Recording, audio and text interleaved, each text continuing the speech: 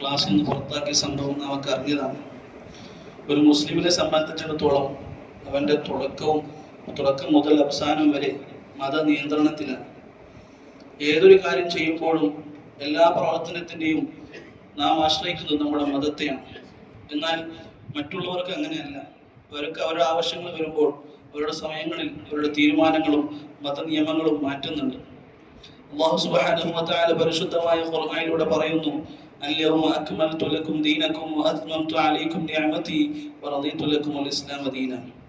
ഇസ്ലാം മതം ഇവിടെ സമ്പൂർണ്ണമായിരിക്കുകയാണ്. ഒരു മാറ്റത്തിരുത്തലുകൾക്ക് ഇനി സമയമില്ല. എന്നാൽ മുൻകാല പ്രവാചകന്മാരെല്ലാം ഈ ലോകത്ത് പഠിപ്പിച്ചതും പ്രചരിപ്പിച്ചതുമെല്ലാം പരിശുദ്ധമായ ഇസ്ലാം തന്നെയായിരുന്നു. പക്ഷെ അവരാരും അങ്ങനെ പറഞ്ഞിട്ടില്ല, ഇസ്ലാം സമ്പൂർണ്ണമായി എന്ന് പറഞ്ഞിട്ടില്ല. അതിന്റെ കാരണം ബൈബിളിൽ പറയുന്നത് കാണാം, ഇനിയും നിങ്ങളോട് ഒരുപാട് കാര്യങ്ങൾ പറയാനുണ്ട്, പക്ഷെ നിങ്ങൾക്കത് ഉൾക്കൊള്ളാനുള്ള ശക്തിയില്ല. ശേഷം വരുന്ന ദൈവദൂതൻ നിങ്ങൾക്ക് എല്ലാ വിഷയങ്ങളും പറഞ്ഞു തരും. അത് ഹബീബായ സല്ലല്ലാഹു അലൈഹി വസല്ലം തങ്ങളെ കുറിച്ചാണ് പറയുന്നത്. കുന്തും ഖൈറ ഉമ്മ, ഏറ്റവും ഉത്തമ സമുദായം എന്നാണ് പരിശുദ്ധമായ ഖുർആൻ നമ്മെ വിശേഷിപ്പിച്ചിട്ടുള്ളത്. നമ്മളോടാണ് അല്ലാഹു തആല പറഞ്ഞത്, അൽയൗമ അക്മൽതു ലക്കും ദീനക്കും, നിങ്ങളുടെ ദീൻ പൂർണ്ണമായിരിക്കുന്നു എന്ന്. പ്രിയമുള്ളവരെ, പരിശുദ്ധമായ ഇസ്ലാമിലെ ഒരു തീരുമാനങ്ങളോ നിയമങ്ങളോ മാറ്റാനോ തിരുത്താനോ ഉള്ള അവകാശം നമുക്കില്ല. എല്ലാം ഇവിടെ പൂർണ്ണമായിരിക്കുന്നു. അതുകൊണ്ട് തന്നെ ഇസ്ലാമിലെ ഓരോ മുസ്ലിമായ ആണും പെണ്ണും എന്ത് ധരിക്കണം, എന്ത് ഭക്ഷിക്കണം എന്നെല്ലാം പരിശുദ്ധമായ ഇസ്ലാം വളരെ വ്യക്തമാക്കി പറഞ്ഞിട്ടുണ്ട്. അതുകൊണ്ടാണ് ഫ്രാൻസിലെയും യൂറോപ്പിലെ പല രാജ്യങ്ങളിലെയും ആളുകൾ അവർക്ക് തട്ടമിടാനുള്ള അവകാശത്തിന് വേണ്ടി രംഗത്തിറങ്ങുന്നത്, പൊതുസമൂഹത്തിലേക്ക് ഇറങ്ങുന്നത്. പരിശുദ്ധമായ ഖുർആനിലൂടെ പറയുന്നു, വമാ കാന ലിമുഅ്മിനിൻ വലാ മുഅ്മിനത്തിൻ ഇദാ ഖദല്ലാഹു അംറൻ അൻ യകൂന ലഹുൽ ഖിയറതു മിൻ അംരിഹിം. ഒരു കാര്യം തീരുമാനിച്ചു കഴിഞ്ഞാൽ, അല്ലാഹുവും റസൂലും ഒരു കാര്യം പറഞ്ഞു കഴിഞ്ഞാൽ, പിന്നെ അവിടെ നമുക്ക് ഇഷ്ടം പ്രവർത്തിക്കാനുള്ള അവകാശമില്ല. അല്ലാഹു എന്ത് പറയുന്നുവോ അത് മാത്രമേ ചെയ്യാൻ പാടുള്ളൂ.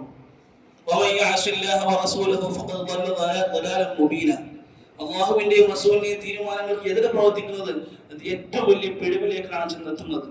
അതുകൊണ്ട് തന്നെ മുസ്ലിമായ നമ്മെ സംബന്ധിച്ചിടത്തോളം അല്ലാഹുവും റസൂലും പറഞ്ഞതനുസരിച്ച് മാത്രമേ ജീവിക്കാനുള്ള അവകാശമുള്ളൂ. അല്ലാഹു സുബ്ഹാനഹു വ തആല നമ്മുടെ സമുദായത്തെ ഈ ഇത്തരം കാര്യങ്ങളിൽ നിന്നെല്ലാം അല്ലാഹു സലാമത്താക്കി തരുമാറാവട്ടെ. കഴിഞ്ഞൊരു സമയത്ത്, ഓണത്തിന്റെ സമയത്ത്, ഒരു മുസ്ലിം ടീച്ചർ അവരുടെ ഇസ്ലാമിക പ്രീ സ്കൂളിൽ ഗ്രൂപ്പിൽ ഒരു വോയിസ് ഇട്ടു. നമ്മുടെ സ്കൂളിൽ ഓണാഘോഷ പരിപാടികളൊന്നുമില്ല. ആ വോയിസ് ഇട്ടപ്പോൾ എന്തെല്ലാം പ്രശ്നങ്ങളാണ് ആ ടീച്ചർക്കെതിരെ വന്നത്, എന്തെല്ലാം കേസുകളാണ് രജിസ്റ്റർ ചെയ്തത്. പക്ഷേ ഇപ്പോൾ ഒരു മുസ്ലിം പെൺകുട്ടിയെ തട്ടമിട്ടതിന്റെ പേരിൽ സ്കൂളിൽ നിന്ന് പുറത്താക്കിയപ്പോൾ അവർക്ക് വേണ്ടി സംസാരിക്കാൻ ആരുമില്ല. ഒരു രാഷ്ട്രീയ പാർട്ടികളോ ഒരു പൊതുസമൂഹ സേവകരോ ആരുമില്ല. ഇത്തരത്തിൽ പരിശുദ്ധമായ ഇസ്ലാമിനെ വേട്ടയാടിക്കൊണ്ടിരിക്കുകയാണ്. ഒരു മതവിശ്വാസി ആ മതത്തിന്റെ തീരുമാനങ്ങൾ അനുസരിച്ച് ജീവിക്കുമ്പോൾ ഇവിടെ ആർക്കാണ് പ്രകോപനങ്ങൾ ഉണ്ടാകുന്നത്, ആർക്കാണ് പ്രയാസങ്ങൾ ഉണ്ടാകുന്നത്? ക്രൈസ്തവ സമുദായത്തിന്റെ ബൈബിളിൽ പറയുന്നത്, തല മറച്ച് ധരിക്കാത്ത സ്ത്രീകൾ മൊട്ടയടിക്കട്ടെ എന്നാണ്. അത്രത്തോളം പറഞ്ഞ വേറൊരു മതവും ഇല്ല. എന്നിട്ടും അവരെല്ലാം വിശുദ്ധന്മാരാണ്. നമ്മുടെ സ്ത്രീകളെല്ലാം, കന്യാസ്ത്രീകളൊക്കെ വിശുദ്ധരായ സ്ത്രീകളാണ്. നമ്മൾ തട്ടമിട്ടാണ് പോകേണ്ടത്, വേറെ ആരും തട്ടമിടാൻ പാടില്ല എന്ന തീരുമാനം. ഒരു PhD പരീക്ഷയ്ക്ക് പോകുന്ന സമയത്ത് തട്ടമിട്ട് പോയ കന്യാസ്ത്രീയോട് പറഞ്ഞു, ഇതിട്ട് പരീക്ഷ കയറാൻ പാടില്ല. അപ്പോൾ ആ സ്ത്രീ പറഞ്ഞത്, ഇതരിക്കാൻ പറ്റുന്നില്ല എങ്കിൽ എനിക്ക് പരീക്ഷ വേണ്ട, ഈ PhD പരീക്ഷ ഒഴിവാക്കാം. അത്രത്തോളം അവരവരുടെ മതത്തിന്റെ ആചാരങ്ങളെ മഹത്വവൽക്കരിച്ച് കാണുമ്പോൾ നമ്മുടെ സഹമതത്തിലുള്ള ആചാരങ്ങളെ എന്തിനു വെറുക്കുന്നു, എന്തിനു എതിർക്കുന്നു?